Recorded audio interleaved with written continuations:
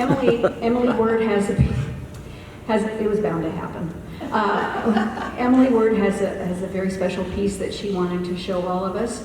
And then the next person unveiling is our youngest member here is Mathew, and he took a class yesterday and he's done a wonderful job, and he is so excited to show it to you. So he will be the second person unveiling, and then we'll move on and alternate sides. Let the show begin. So I am not a kaleidoscope artist, but I am a quilter.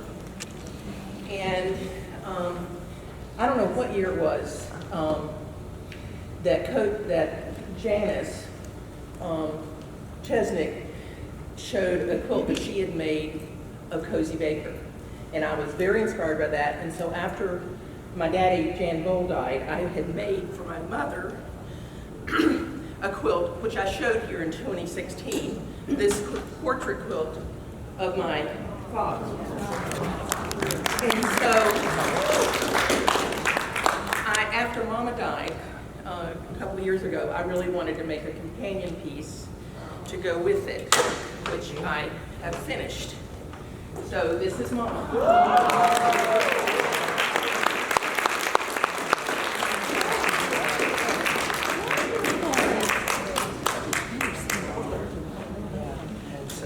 So that was all. I was very pleased with the way it came out. I think it's wonderful. It's wonderful.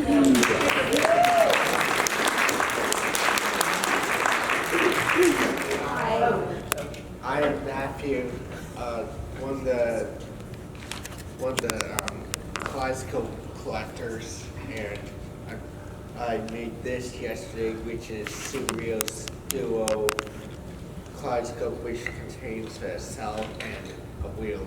Wow. And in it is glycerin / oil and a little wheel that goes in there. And I built this yesterday, and so for the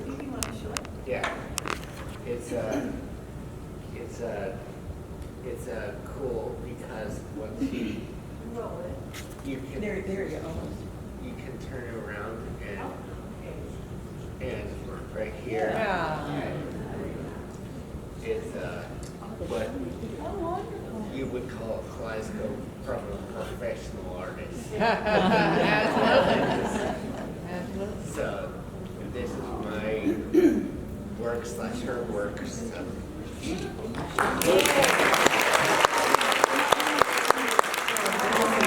So last year's, or flibberty gibbet about last year's scope, and I'll probably flibberty gibbet about this one.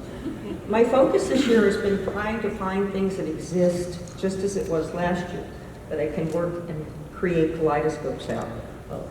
So I call this one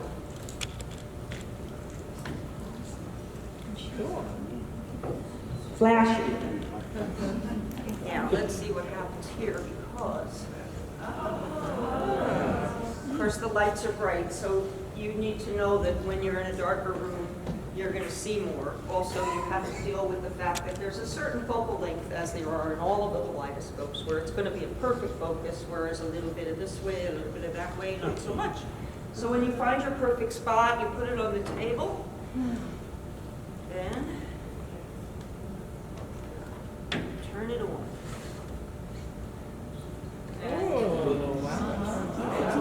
It's going to spin quietly. Whoops, fall right off of its face. Yes, indeed. Anyway, the thing here is this does fit in here, but you can also adjust it. So you can have it going upward in a lot of different directions. This is one of those little things that you put in your car to keep your phone in the right place.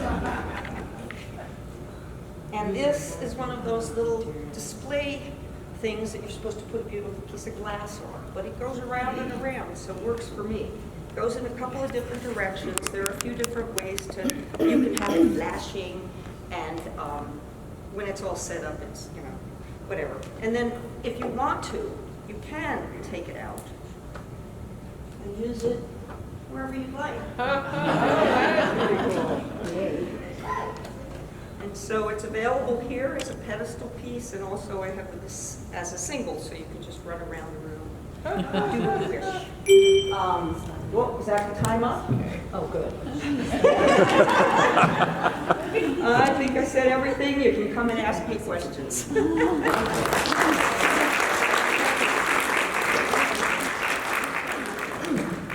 Good morning. Good morning. I was here, and I have the turning point.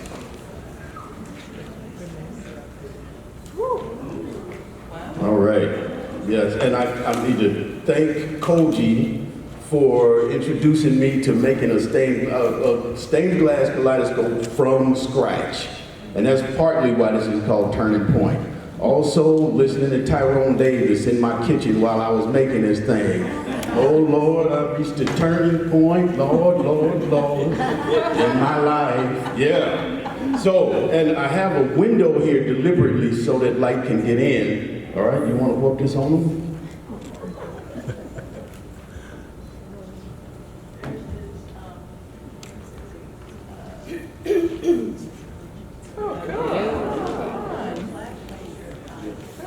Where's the flashlight? Okay, all right. No, it's not. Try my phone.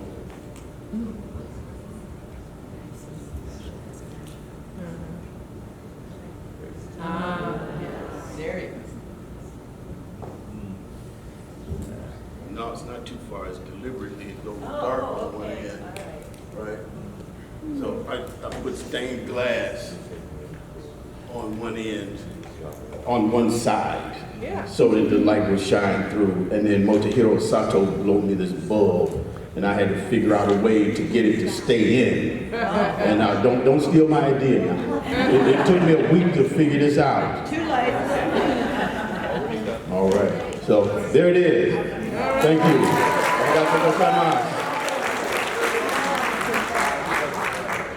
I'm Marshall Fisher. Every year I puzzle. My wife would say I obsess. What kind of kaleidoscope to unveil. This year I was having a conversation with our good friends Cheryl Cook and Scott Cole about this. By the way, they asked me to tell you that they really miss being here this year and they look forward to seeing you next year. Good. We were discussing about Nebraska. We didn't know very much about Nebraska, but we said, what do you think of when you hear about Nebraska? Well, we said, well, we think about steaks, and we think about corn.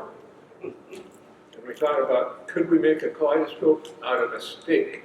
And we concluded that would be too messy.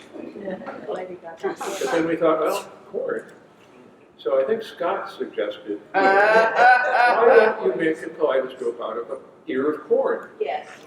Which is a very Scott-like thing, too. Yes, yes, absolutely.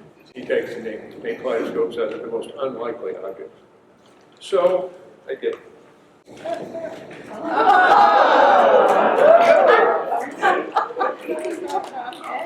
And there's more to it than that. So rather than trying to make it out of a real ear of corn, I thought I would make one out of a glass ear of corn. That's great. So this is a 2-mirror kaleidoscope with a dry cell, and the outside is covered with hundreds of tiny fused glass kernels of corn, which is an exercise in patience, if nothing else. So let me see if I can show you this. Can we aim the other way toward the light, maybe? Oh, okay.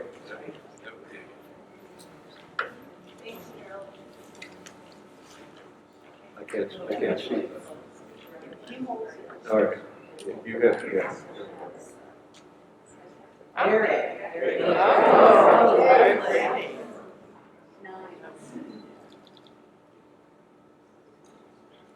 That's very nice. That's lovely.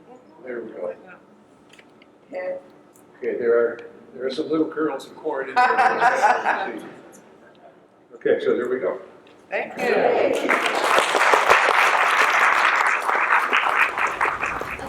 we go. that. Yeah, this was to slide it on. There's rare earth magnets here, and we didn't want to scratch the surface, so that helps it slide. You can't just lift it up and put it down because magnets can loosen up if you pull them hard enough. So anyway, you won't find us on your list because we weren't sure this was going to be finished. Did I keep the mic? Oh. Yeah. Oh, okay. We weren't sure we'd get this finished on time. It was kind of a last minute rush, and we did make it, so we gave our name to Donna, but you won't see it on the list. It's spelled Lelewer, L-E. I think I added it to the list. No. Nothing get added. No, it's okay, Donna. Spell again? I'll spell it. Lelewer. It's pronounced Lelewer. And I'm Luanne. This is Steve, my husband, and we worked on this together. It was a joint process, and we enjoyed it. So, we're newer members. We didn't get inspired until the last convention because we just joined before that, and we took off from there. So now we have a table, and we're enjoying that too. My goal was to develop a sculpture that we could put a kaleidoscope into, and it would still be pleasing all the way around, outside and inside. So the exterior has a ancient copper glaze on the horse, and then there's copper colors inside the scope, and this is a bearing system. Steve will tell you all about his technical work because he built the scope entirely, and I built the chamber. I did fit the wood finishing. This is a walnut, a live edge wood base, and this is ceramic, and the oval is also ceramic, which I do ceramics. So, what else do I want to say? In keeping with the theme of Trail of the Imagination, we titled this Chasing the Light, because this is the light. And we all chase the light when we make kaleidoscopes because there has to be a light inside. Okay, and Steve will tell you all about the upgrades he made to enhance our style, which is fairly traditional, but he did stretch his abilities quite a bit. So we pushed a little bit. This is a walnut staved barrels. So they're lathe-turned walnut. The end pieces are dyed maple. The scope is a 2-mirror modified system. It has it's taking Mark Tickle's dichroic concept, only instead of dichroic glass, we used a few different dichroic films on a piece of glass. Problem with that concept is there's no light inside a walnut barrel. It's hard to put a window in a walnut barrel, although I've got some ideas coming, but for the time being. So instead, this has an LED and fiber optic system behind that glass inside the barrel. So there's an additional amount of light provided, and you get 2 different views with and without. This end of the barrel is just there to support the rest of it. It's not, scope is only really 8 inches long. That's a double oil-filled chamber on ball bearings, hitched to both sides. So, and Dan Land, I got to thank him. Unfortunately, he's not here either, but Dan was the one who pushed me to go to the ball bearing system, and it's really worked out nice for all of our scopes. So I think that's an LED puck light on the bottom, battery powered, and then Oh, wait, here's the lights for the... and then there's also another button to push to light up the LED system inside the scope. There's a small box here that So lights I'm up going to the... rotate this so you can get a little view. See if you can see there. And we don't need your flashlight. You've got it wrong. Yeah. Is it going to show up there? It's got a lot of copper, gold, and green in it. Beautiful. Well, you're welcome to come up and take a closer look. Thank you. I'm going to get out of here, so. Up to the... Pull it up. Anyway, it was another really cold February day, and I was watching golf, wishing I was there. Closer. Pull the, Anyway, wishing I was, and she came bounding in the room saying, "You did such a great job as my apprentice last year. I'm going to make you a partner this year." And I said, "Partner, wow, does that mean I get to sign our reveal?" And she goes, "No, you're the junior partner." Junior partner. I said, "So what are my duties?" She said, "Well, first and foremost, you have to get my double caramel macchiato latte for me first thing in the morning. While you're at it, you need to round up all our supplies. and you can sweep the floor. And I said, well, wait a minute, that sounds like I'm still your apprentice. And she said, well, yeah, but this year you've got a title. I said, well, I quit. She said, you can't quit. Why can't I quit? She said, well, 58 years ago you said, I do. And I said, damn, I knew it was going to bite me on the ass. Anyway, after we got the organizational chart straightened out, we came up with this item here that you see a lot of in the countryside. Especially Nebraska. And my lovely assistant here will now demonstrate how it works. Guys, it does not hurt to suck up once in a while. It comes with skylights Oh, it's in the barn. In the back, the remote control is in a little thing that attaches to the back. And the barrel on the side turns the scope, so you look at the top. Oh, Yeah. it's lovely.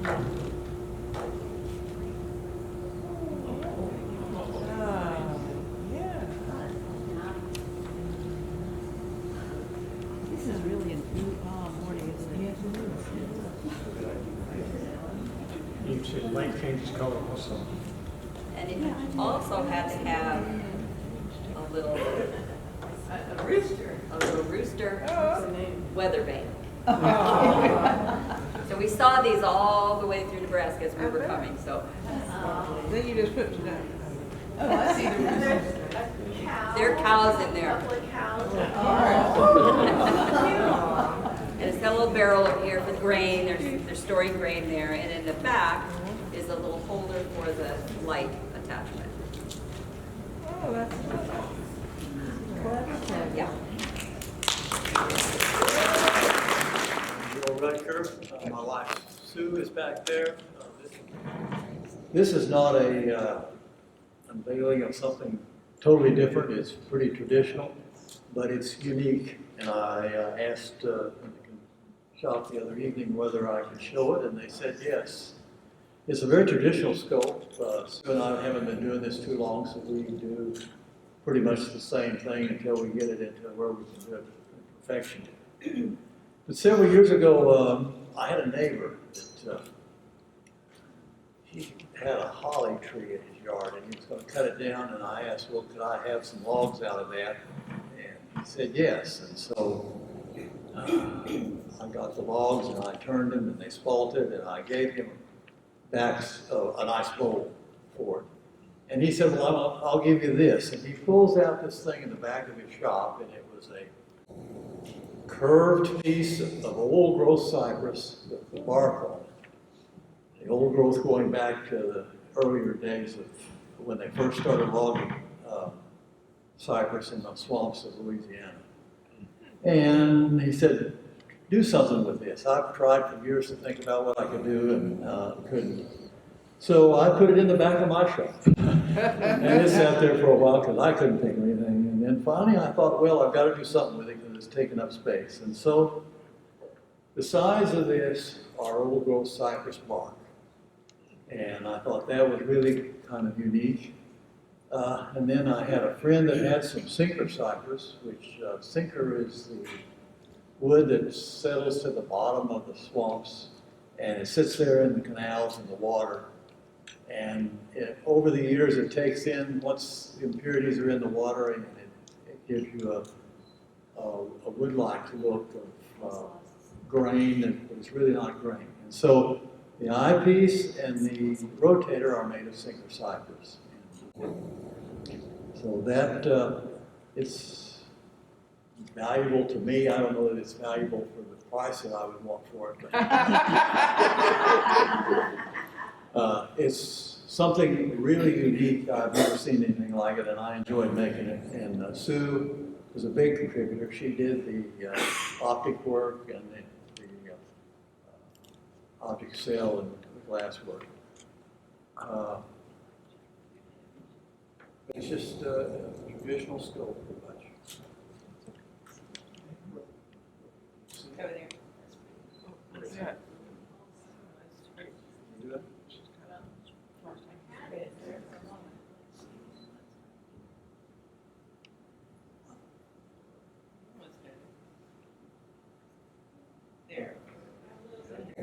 Get the window. Yeah, there you go. It'll be much better. Yes, that'll be much better.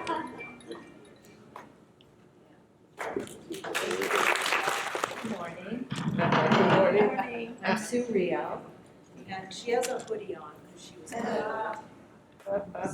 I'm going to tell a very, very quick story that I told last year, so some of you know it, but there's new people here. So last fall, or a year ago, I took a friend to the middle of nowhere in Maine to look for moose because she'd never seen one.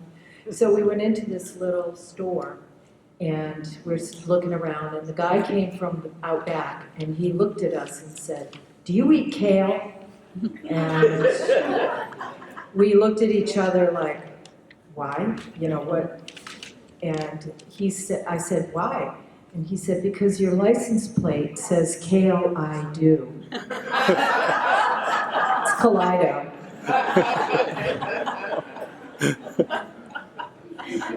I told him I made kaleidoscopes, and he turned around and walked in the back.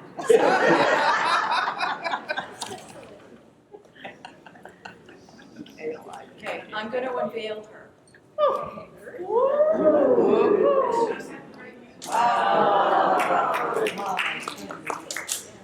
It's called, we call her Freebird. And three mirror systems. I designed it, drew it, and everything. Glass eye, glass eagle eye, and the glass is all layered and textured to make it three-dimensional. And the design wraps all the way around.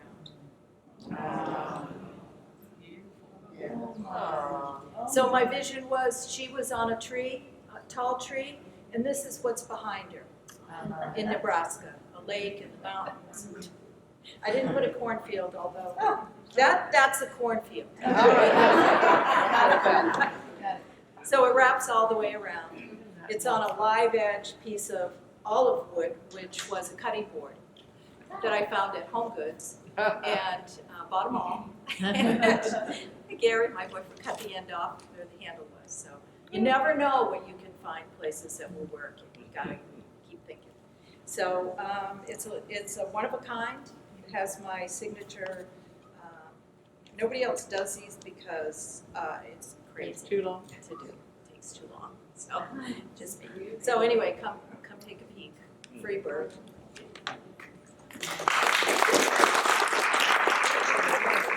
Okay, Trails of Imagination.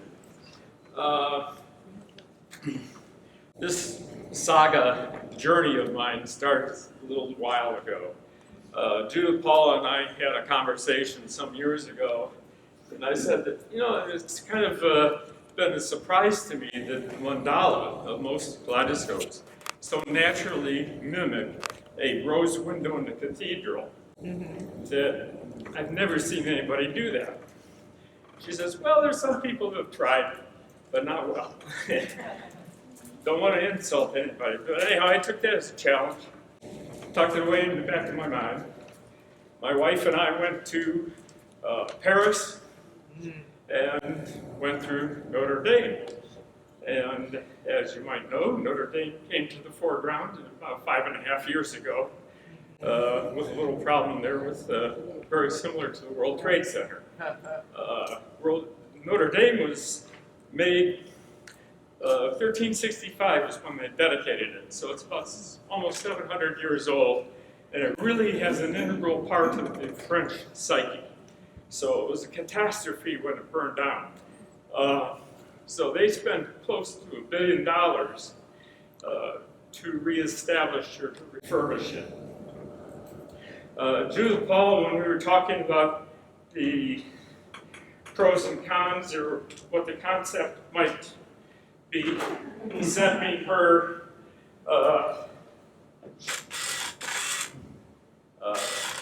unit from her series of the Eiffel Tower. So, I don't know if you can get up here. Oh, wow. Whoa. Wow. Oh, my.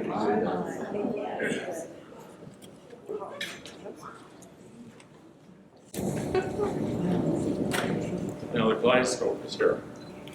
We have to turn it around. Can we have it? We have enough. This is not one. Wow, that's impressive. Wow.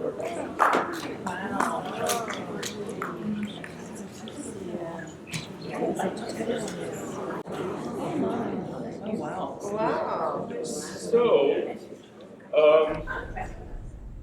this is kind of an amalgamation of concepts over time. And my son, who's a physicist, helped because he does a lot of 3D printing.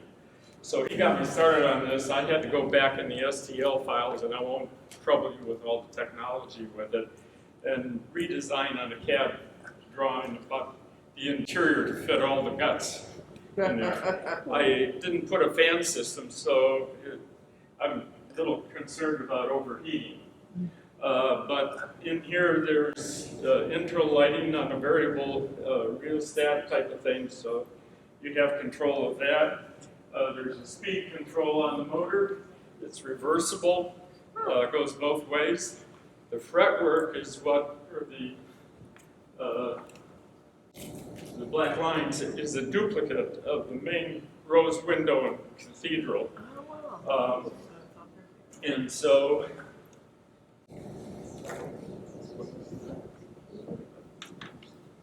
that's right.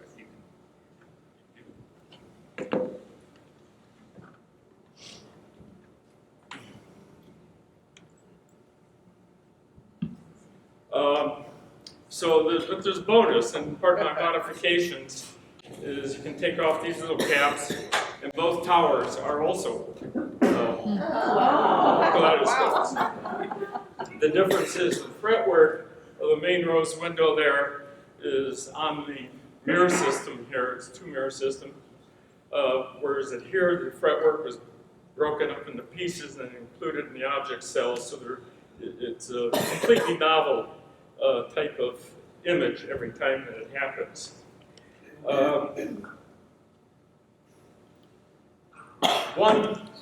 One of these is more of the blue typical things. Oh, wait a minute, maybe it's overheating here. Yeah, turn it on. Turn it on. Oh my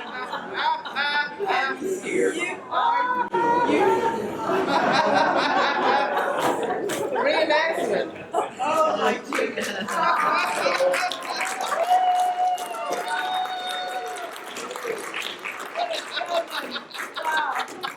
Anyhow, You were sneaky. now you know what my wife and what I hallucinate trying to go to bed at. That's amazing. So I hope I did Judith Paul's concept in our discussion adequately. Wow. My son, who's the astrophysicist, helped do some of the preliminary printing. I had to thank him, and so he wouldn't accept any money. So out of that, I made the scope of my table the webinar, or the Webula, which has got a whole different scenario to it. But anyhow, that's Notre Dame.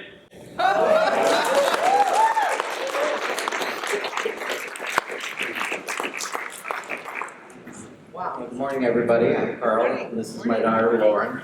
Before I get started, I have to tell a funny story about Lauren. When she was very little, we visited a friend's house, and we were visiting the friend's house, and Lauren said, "Dad, where are all their kaleidoscopes?" I said, "Lauren, not everybody's as crazy as we are about kaleidoscopes."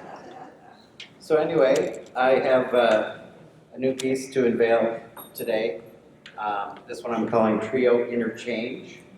It has 3 different cells. There's an oil-filled cell. That's all lampwork parts. And then the idea is that you can interchange your own parts and pieces, because I felt like there weren't very many in the marketplace that you could add your own things. So that's the idea behind Trio Interchange. Yay.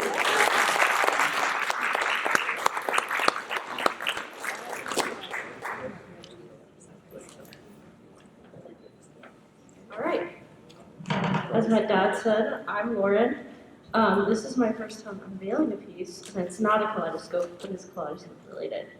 I was in a printmaking class this last semester, and I created a reductive relief print that's inspired by a mandala image created from a kaleidoscope I made with my dad way back when, one of the color spirits. So the colors are inspired from that, and then, yeah, I have a few other prints that are related to this series at the table. So come check it out.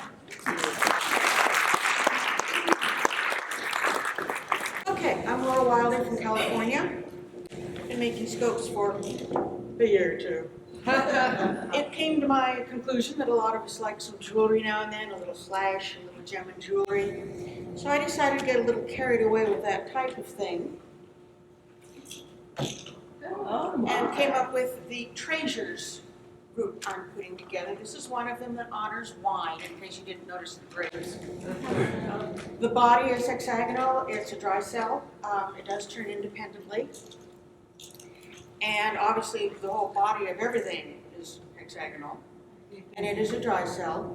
But that's my treasures line. And I have a number of themes that you'll see at my table. And that's it. Hi. My name is Koji Yamami. How are you doing? Good? Okay. I'm a little tired. Okay. So, did you remember my last piece? Yes. At our house in one place, And I'm thinking about, I like houses. So I make something like, like many houses to get together in one place. So then I'm thinking, well, what I'm going to make. I'm thinking about my childhood, and I used to play with my, the tree in my yard. And I used to make some, not house, but little space that I can stay on the trees. Yeah? So maybe I can make something to do with it, just, and it reminds me that tree house. So, well, okay, I'm going to make something on the tree. So. Then finally I got the idea, and I made a lot of different size house and different kind of house on the tree. It's called a small village on a big tree. Yeah? Okay, I'll show you that.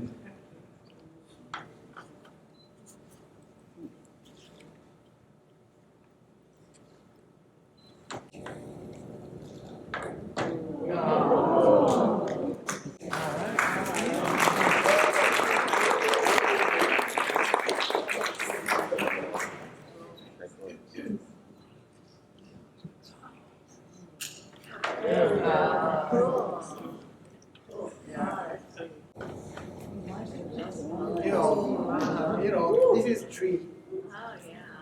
And I might put something to it, after that. Well, I think I need some greens, Leaves. The tree is growing. And my tree is growing too. So maybe I put some greens after that. So, okay. Yeah, just kind of winter. Yes. Yeah. And you can see from here, and just turn it.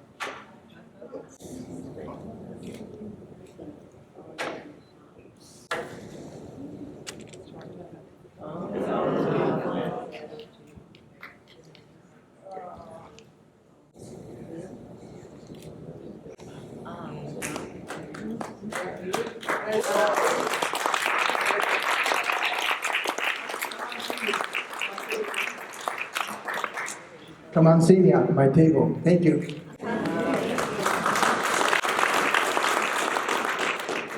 It's always fun to go after Koji. Now for something, so now I have to put my work together on stage.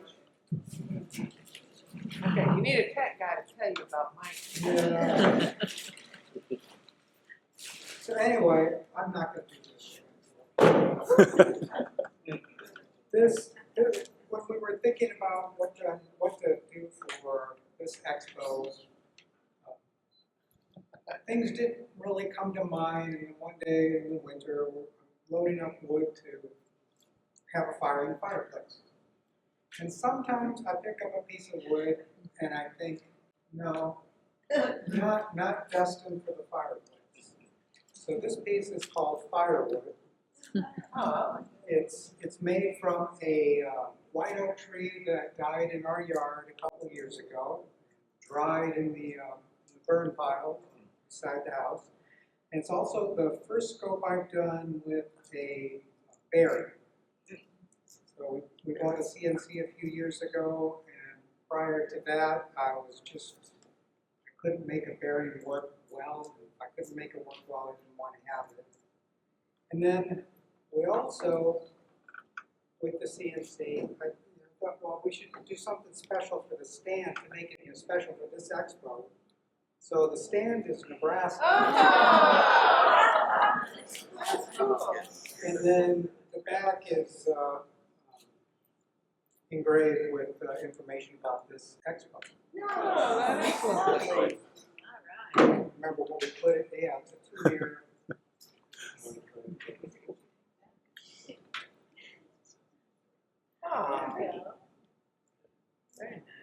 Very nice.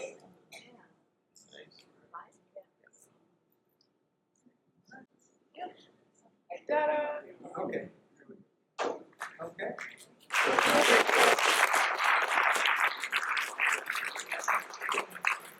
So we find ourselves at the end of the unveiling, and we have unusually a lot of time before our lunch is going to be ready. So you'll have ample time to look at the kaleidoscopes that were unveiled. But really quick, I meant to ask earlier, of those people that were at the earliest conventions, what is their memory of that first convention? So you'll have an idea of some of the memories you'll take with you the first time. Carolyn?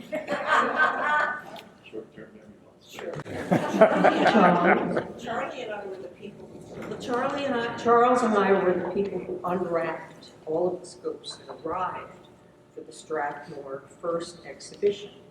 Now, all of us were pretty isolated in those days. We all did our own little thing, and we maybe knew there was somebody, but it wasn't until Koji brought us together that we all looked at each other and said, oh, and we put it together.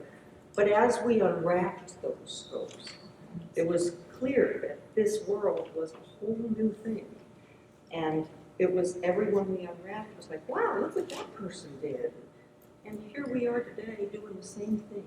So I love it. And we get to thank Koji for that. And for those of you who did not know her, she was a mother to all of us. So, Charlie? I have stories I could tell for hours about Koji Baker and my adventures with her. I'll only share a couple here. The first one, we were doing a trip up to New York to visit a gallery, I believe. I don't remember, this is 50 years ago, it seems like to me.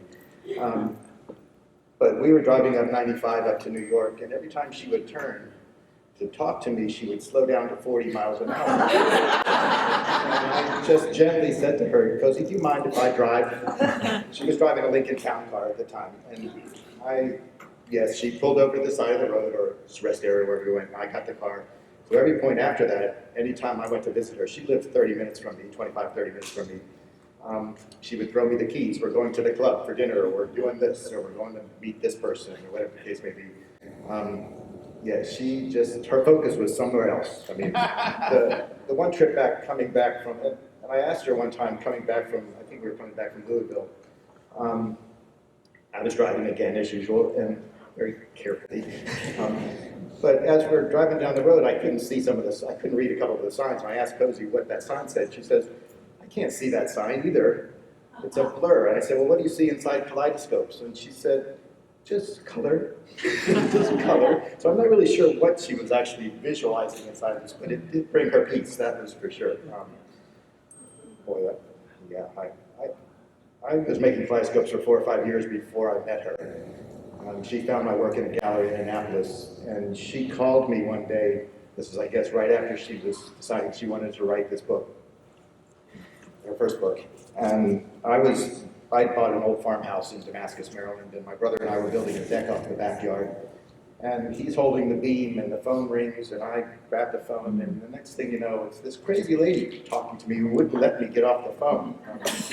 My brother's yelling at me, and I'm holding the phone in one hand and trying to help him with the other hand.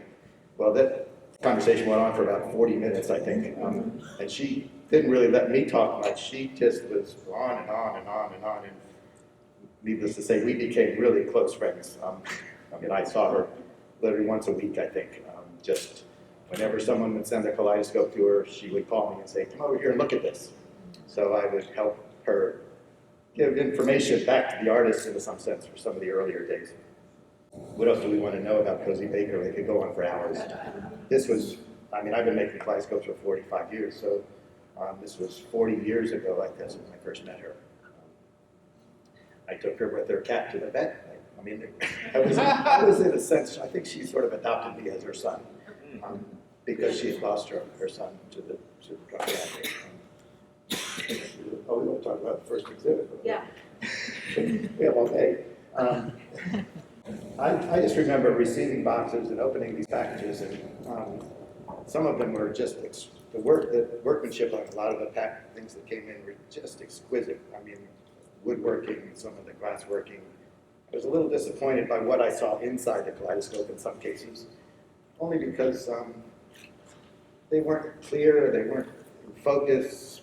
And I always thought the kaleidoscope was really about the image. It wasn't specifically about the outside box. I mean, the box is what attracts your attention, but the image is really what the kaleidoscope is about, and the changes that happen in the kaleidoscope. But I've seen over the years how things have improved and gotten incredibly, the creative possibilities is endless, as we can see with what people are doing here now. So yeah, it's really been quite an adventure for all of us, I believe. And I think we all sort of consider ourselves as one big happy family now. Great cousins. My first encounter with Cozy was she came to my studio, which at that point was a real kind of crummy place. Had to walk through the pigeons and all that. But she came up and I was making some scopes, acrylic scopes, and she looked at all of them and she selected the largest of them. And as she left, she said, you know, dear, bigger is always better. That's how I met Cozy.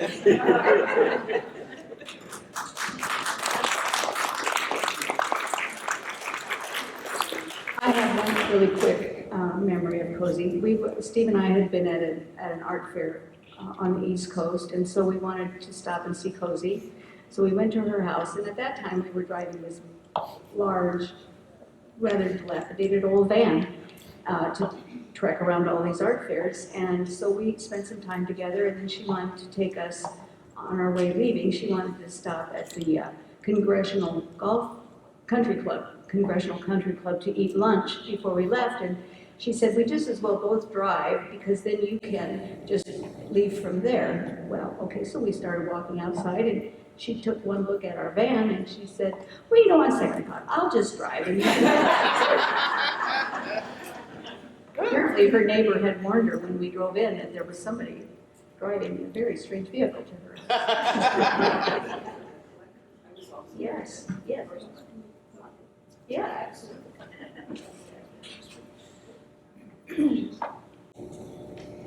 There are some of us that are primarily collectors, and we make this group go also. We kind of fun. And I was at the first Kaleidoscope get-together in Strathmore, but before that get-together, I had a call from Cozy Baker. I had no idea who she was, but I was purchasing kaleidoscopes from a gentleman, Eric Senitzer, in San Francisco had the store, the Light Opera. And I had purchased a few here and there, and I had quite a few toy kaleidoscopes. And I get this call from Koji, and she says, I understand you're quite a collector. Now, quite was really a stretch. I had a few, and she says, well, I want to come out and visit you. I'm in San Francisco area, and she is not. And I'm saying, she's actually going to fly out to San Francisco to see me?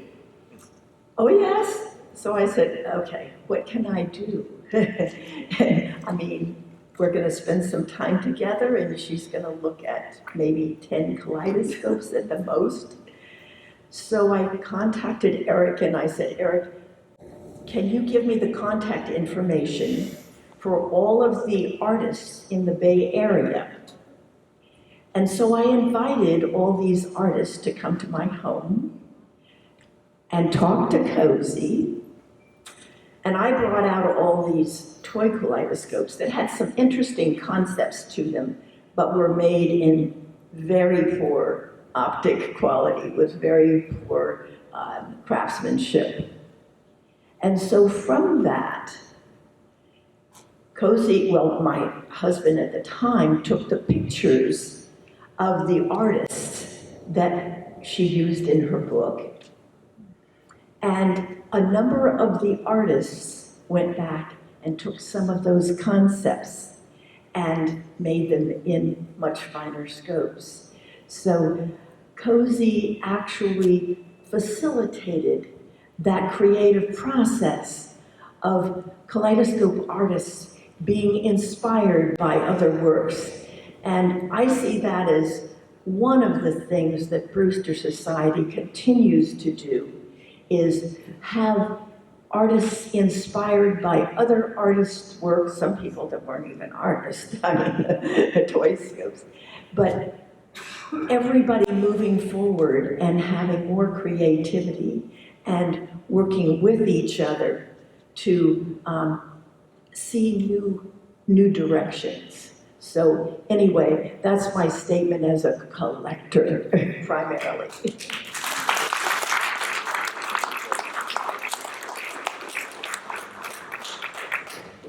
Would anyone else like to have a minute to say something? Well then, I'll let you go. Start looking at the scopes, and we'll have lunch right out here.